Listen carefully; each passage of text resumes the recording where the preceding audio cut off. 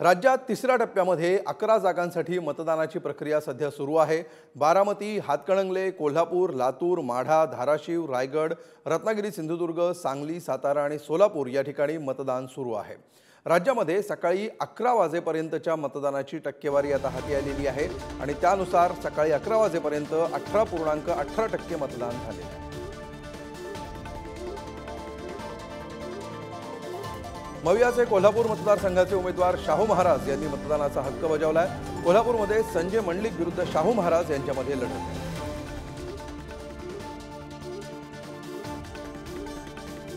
कोल्हापूर लोकसभा मतदारसंघाचे महायुतीचे उमेदवार संजय मंडलिक यांनीही मतदान केलं।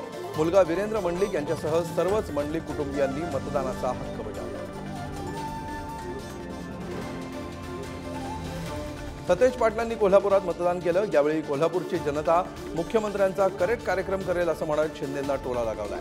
तर राज्यामध्ये चमत्कार होईल असा निकाल येईल अशी प्रतिक्रिया सतेज पाटलांनी दिली।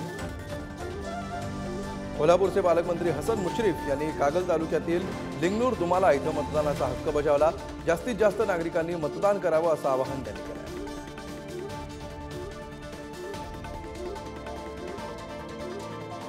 रत्नागिरी सिंधुदुर्गचे भाजपचे उमेदवार नारायण राणेंनी वरवडे मतदान केंद्रावर मतदान केलं। मतदानाआधी राणेंचं औक्षण करण्यात आलं। ग्रामदेवतेचं दर्शन घेऊन नारायण राणेंनी शपथनीक मतदान केलं। रत्नागिरी सिंधुदुर्ग मतदारसंघातून मी 3 लाखांहून अधिक मताधिक्यानं विजयी होणार असा विश्वास नारायण राणेंनी मतदानानंतर व्यक्त केला।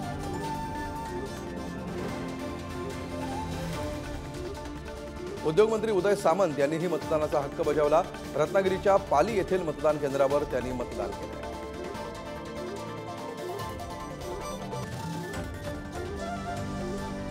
रत्नागिरी सिंधुदुर्गमध्ये उद्योगमंत्री उदय सामंत यांनी मतदान केलं। यावेळी नारायण राणेंचा विजय निश्चित आहे असा विश्वास सामंत यांनी व्यक्त केला। बारामतीच्या मवियाच्या उमेदवार सुप्रिया सुळेंनी सहकुटुंब मतदानाचा हक्क बजावला। बारामतीतील रिमांड होम इथं मुलगी रेवती सुळे आणि पती सदानंद सुळे यांच्यासोबत त्यांनी मतदान केलं। महायुतीच्या उमेदवार सुनेत्रा पवारांनी काटेवाडीत मतदान केलंय। बारामतीमध्ये सुनेत्रा पवार त्यांच्या नणंद सुप्रिया सुळेंविरोधात उभ्या आहेत। बारामतीत मतदान होत असताना सुप्रिया सुळेंनी अजित पवारांच्या घरी भेट दिली। तर काकींचे आशीर्वाद घेण्यासाठी आपण तिकडे गेलो होतो अशी प्रतिक्रिया सुप्रिया सुळेंनी दिली। बारामतीमध्ये शरद पवारांनी मतदानाचा हक्क बजावला। यावेळी सुप्रिया सुळे देखील उपस्थित होत्या। उपमुख्यमंत्री अजित पवारांनी कुटुंबियांसोबत काटेवाडीत मतदान केलं। यावेळी त्यांच्या मातोश्री आशाताई पवार यांनी देखील मतदान केलं।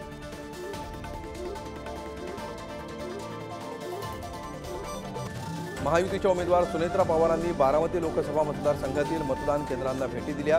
देशाच्या प्रगतीसाठी आणि उज्ज्वल भविष्यासाठी मतदानाचा हक्क बजावण्याचं आवाहन त्यांनी केलं।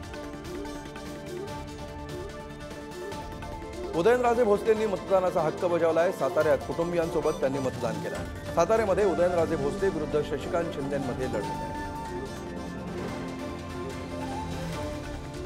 साताऱ्याचे मवियाचे उमेदवार शशिकांत शिंदे यांनी देखील मतदानाचा हक्क बजावला।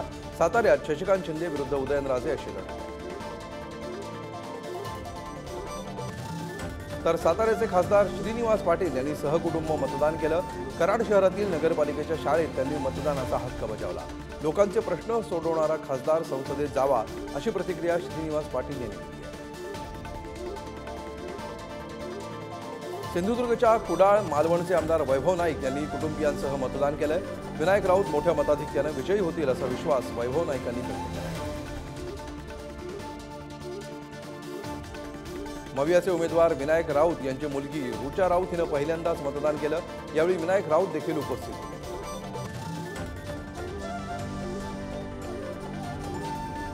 हातकणंगलेचे उमेदवार राजू शेट्टींनी मतदानाचा हक्क बजावला। शिरोळमधील जनता हायस्कूलमध्ये त्यांनी मतदान केलं।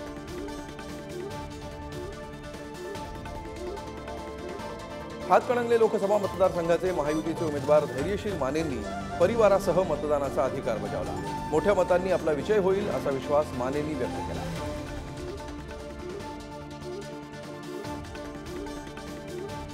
कर्जत जामखेडचे आमदार रोहित पवारांनी वडील राजेंद्र पवारांसह पिंपळीतील जिल्हा परिषद शाळेमध्ये मतदान केलं। यावेळी सुप्रिया सुळे जिंकतील असा विश्वास रोहित पवारांनी व्यक्त केला।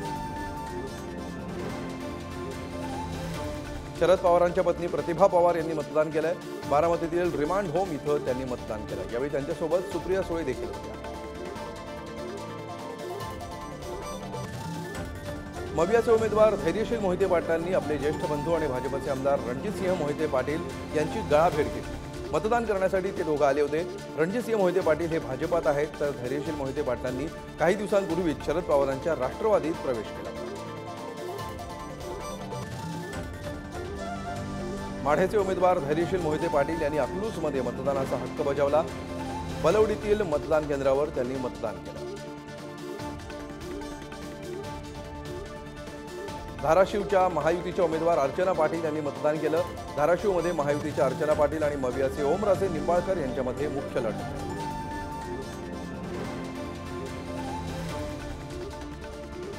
मवियाचे उमेदवार चंद्रहार पाटील यांनी खानापूर तालुक्यातील भाळवणीत मतदान केलं। यावेळी त्यांनी मतदारांना घराबाहेर पडून मतदान करण्याचं आवाहन देखील केलं।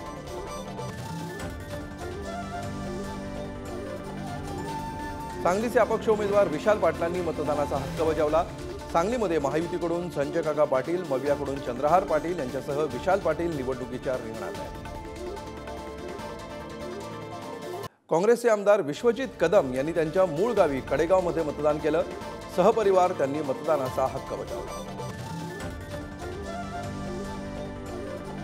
सांगलीचे महायुतीचे उमेदवार संजय काका पाटील यांनीही मतदान केलं। मतदानाआधी त्यांनी देवदर्शन केलं।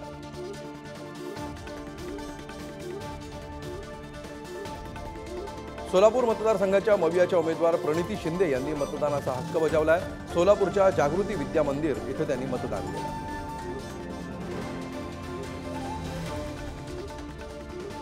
काँग्रेसचे ज्येष्ठ नेते सुशीलकुमार शिंदेंनी सोलापूरमध्ये मतदानाचा हक्क बजावला। यावेळी त्यांच्या पत्नी उज्ज्वला शिंदे यांनी देखील मतदान केलं। सोलापूरचे भाजपचे उमेदवार राम सातपुते यांनी मतदानाचा हक्क बजावला। देश आणि धर्म यांच्या उन्नतीसाठी 100% मतदान करावं असं आवाहन राम सातपुते यांनी केलं। भाजप नेते हर्षवर्धन पाटील यांनी इंदापूरमधील बावड्यामध्ये सहकुटुंब मतदानाचा हक्क बजावला। यावेळी त्यांच्या पत्नी भाग्यश्री पाटील देखील उपस्थित होत्या।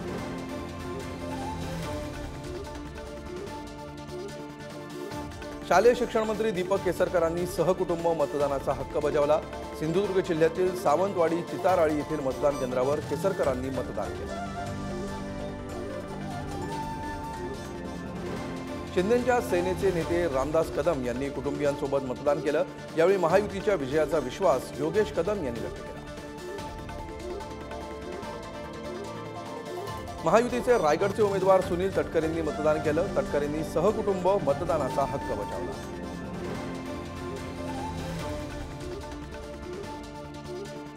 चिपळूणमध्ये ठाकरेंच्या सेनेचे भास्कर जाधव यांनी मतदान केलंय। यावेळी त्यांच्या पत्नी देखील उपस्थित होत्या।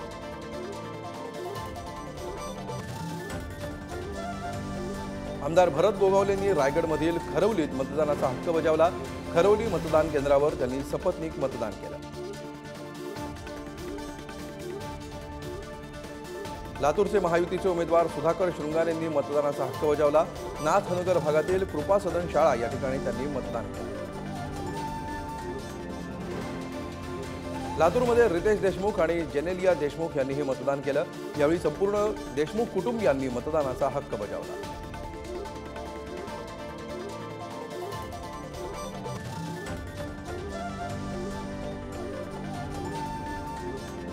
काँग्रेस नेते अमित देशमुख यांनी लातूरमध्ये मतदानाचा हक्क बजावला। उन्हाचा पारा लक्षात घेता मतदारांनी लवकर मतदान करावं असं आवाहन अमित देशमुख यांनी केलं। धाराशिवमध्ये आरोग्यमंत्री तानाजी सावंत यांनी मतदानाचा हक्क बजावला। राज्यात महायुती 42हून अधिक जागा जिंकेल असा विश्वास त्यांनी व्यक्त केला। देशभरातील तिसऱ्या टप्प्यामध्ये सकाळी 11 वाजेपर्यंतच्या मतदानाची टक्केवारी समोर आली आहे। पश्चिम बंगालमध्ये सर्वाधिक 32.82% मतदान झालंय, तर महाराष्ट्रात सर्वाधिक कमी म्हणजे 18.18% एवढंच मतदान झालंय। पंतप्रधान नरेंद्र मोदींनीही मतदानाचा हक्क बजावलाय। गुजरातमधील अहमदाबादमध्ये मोदींनी मतदान केलं। गुजरातच्या अहमदाबादमध्ये अमित शहांनी मतदानाचा हक्क बजावला. अमित शहा गांधीनगरमधून निवडणूक लढवत आहेत.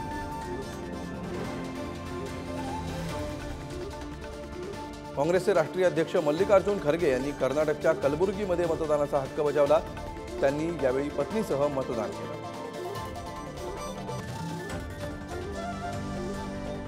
अदानी समूहाचे चेअरमन गौतम अदानी यांनी देखील मतदानाचा हक्क बजावला. गुजरातच्या अहमदाबादमधील मतदान केंद्रावर त्यांनी मतदान केलं.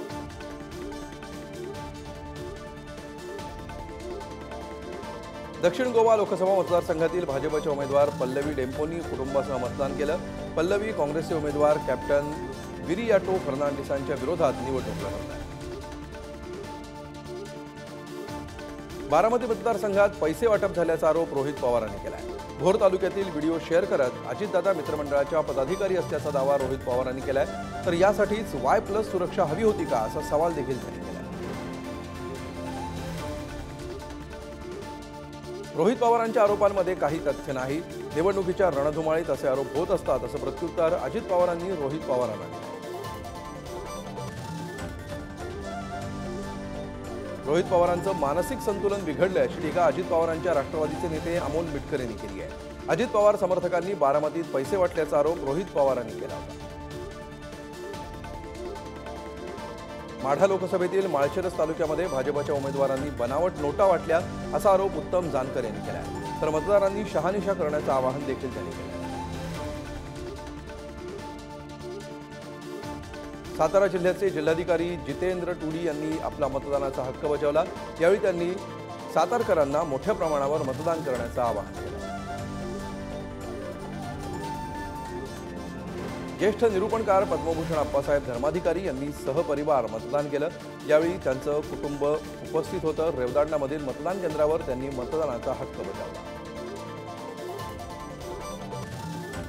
माकपचे माजी आमदार नरसय्या आडम यांनी मतदानाचा अधिकार बजावला. यावेळी त्यांनी एनडीएला 200 ते 225 जागा मिळतील अशी प्रतिक्रिया दिली. साताऱ्याच्या गोडोली मतदान केंद्रावर एका 83 वर्षीय आजीबाईंनी मतदानाचा हक्क बजावला. यावेळी त्यांनी इतरांनीही मतदान करावं असं आवाहन केलं.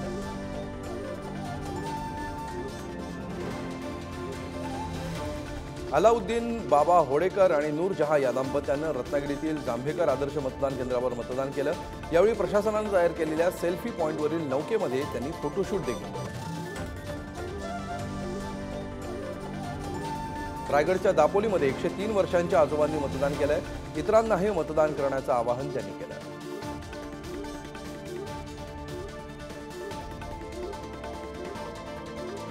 जालन्यातील भोकरदनमध्ये 90 वर्षांच्या आजीनं घरीच मतदान केलं. प्रशासनानं आजींच्या घराची सुंदर सजावट करून त्यांच्याकडून मतदान करून घेतलं. रत्नागिरीमधील पोलीस अधीक्षक धनंजय कुलकर्णी यांनी मतदानाचा हक्क बजावला. यावेळी त्यांनी मतदान करण्याचं आवाहन जनतेला केलं. सोलापूरमध्ये रखरखत्या उन्हात 101 वर्षांच्या आजोबांनी मतदान केलं. सोलापूरमध्ये सध्या 45 अंश सेल्सिअस तापमान आहे.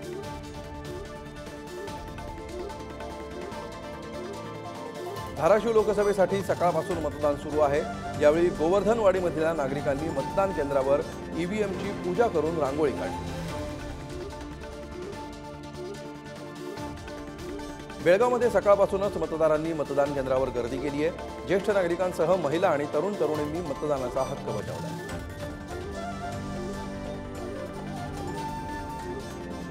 सांगलीचे पालकमंत्री सुरेश खाडेंनी सपत्नीक मतदानाचा हक्क बजावला. तर लोकशाही बळकट करण्यासाठी मतदान करण्याचं आवाहन सुरेश खाडेंनी केलं. जालन्यात निवडणूक कामामध्ये हलगर्जीपणा केल्याबद्दल 2 ग्रामसेवकांवर निलंबनाची कारवाई करण्यात आली आहे. सोपवण्यात आलेली जबाबदारी प्रत्येक अधिकारी आणि कर्मचाऱ्यानं दक्षतेने पार पाडावी असा इशारा जिल्हा निवडणूक अधिकाऱ्यांनी दिला आहे. पालघरचे खासदार राजेंद्र गावितांनी उपमुख्यमंत्री फडणवीसांच्या उपस्थितीत भाजपात प्रवेश केला आहे. पालघरमधून उमेदवारी न मिळाल्यामुळे गावित नाराज होते. मुख्यमंत्र्यांची चर्चा करून आम्ही राजेंद्र गावितांना भाजपात घेतलंय. गावित यांचा पुनर्प्रवेश झालाय. गावितांच्या पक्षप्रवेशावर उपमुख्यमंत्री फडणवीसांनी ही प्रतिक्रिया दिली.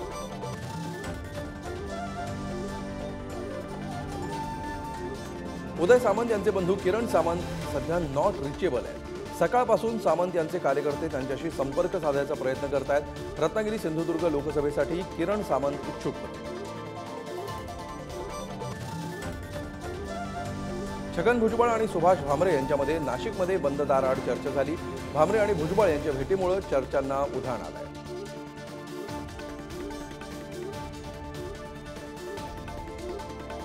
अहमदनगरमध्ये महायुतीचे उमेदवार सुजय विखेंच्या प्रचारार्थ आज मोदींची सभा होणार आहे। संत निरंकारी भवनाच्या मैदानावर सभेचं आयोजन करण्यात आलं आहे। महायुतीच्या उमेदवार पंकजा मुंडेंच्या प्रचारार्थ मोदींची आज बीडमध्ये सभा होतीये। बीडच्या अंबाजोगाईमध्ये या सभेचं आयोजन करण्यात आलं आहे।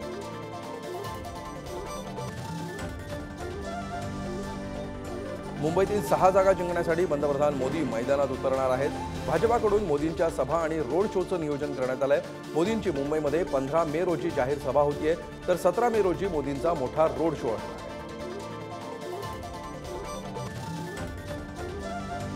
मुख्यमंत्री एकनाथ शिंदे आज संभाजीनगर दौऱ्यावर आहेत। महायुतीने उमेदवार संदीपान भुमरे यांचा ते प्रचार करतील।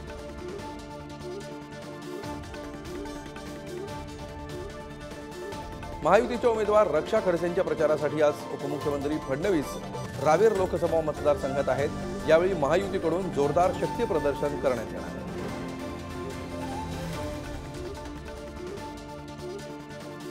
उद्धव ठाकरे आज धुळे आणि जळगाव जिल्ह्याच्या दौऱ्यावर आहेत।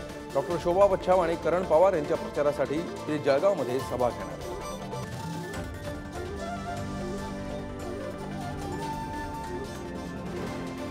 पुण्यात 10 तारखेला राज ठाकरेंची सभा पार पडणार आहे। महायुतीचे उमेदवार मुरलीधर मोहोळ यांच्या प्रचारार्थ राज ठाकरेंची जाहीर सभा होणार आहे।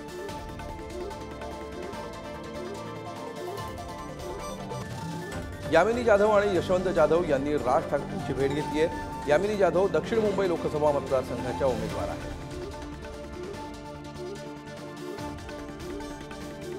माजी मुख्यमंत्री पृथ्वीराज चव्हाण यांनी कराडमध्ये मतदान केलं। देशाची हुकुमशाहीकडे सुरू असलेली वाटचाल थांबवण्याकरता देशातील जनता सज्ज झाली आहे। देशात सत्तांतर होईल असा विश्वास पृथ्वीराज चव्हाणांनी व्यक्त केला आहे।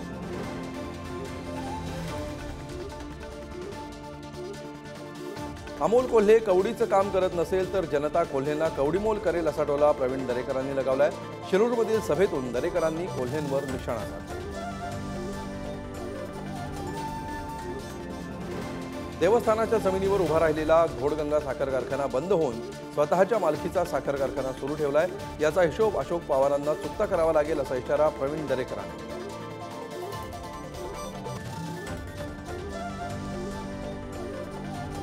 वंचितचे उमेदवार उत्कर्षा रुपवते यांच्यावर अज्ञातांकडून हल्ला करण्यात आलाय। नगर जिल्ह्यातील अकोले तालुक्यातील प्रचार दौरा आटपून परतत असताना ही दुर्घटना घडली।